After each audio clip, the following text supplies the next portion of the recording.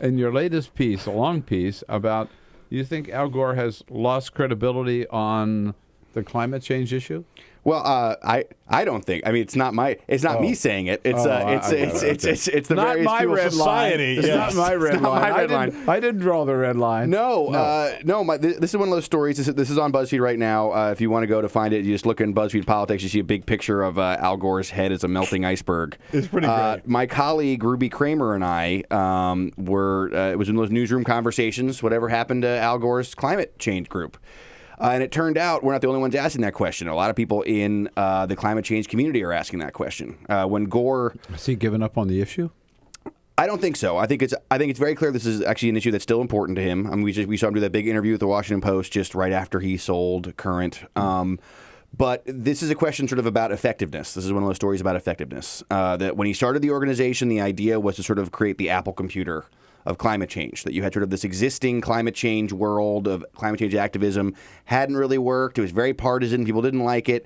He came in with a huge amount of money and a big fancy new logo and these ads, if people recall them, featuring Nancy Pelosi and Gingrich on one love seat talking about how great climate change is and how we need to fix climate change. And that was sort of the big idea, was sort of create this new rallying point around climate change. And then what happened was they switched to being a lobbying group and didn't really work very well for them. And now you find they're the shadow of themselves. They're a very small operation now, focusing just on digital operations. I mean, all the lofty goals really haven't come through. And a lot of folks who are sort of more mainstream in the climate change movement that we talk to, few would go on the record about Gore. They still like Gore enough they wouldn't say on the record, but sort of in private conversations would say that they think that Gore would be better served if he maybe used his prowess to raise money for existing groups that are already out there doing stuff better than his group is. So that's sort of where it is. I must say, I haven't heard from Al Gore about anything other than Current TV and Al Jazeera in the last year. Have we? No. I mean, I don't know that he's had...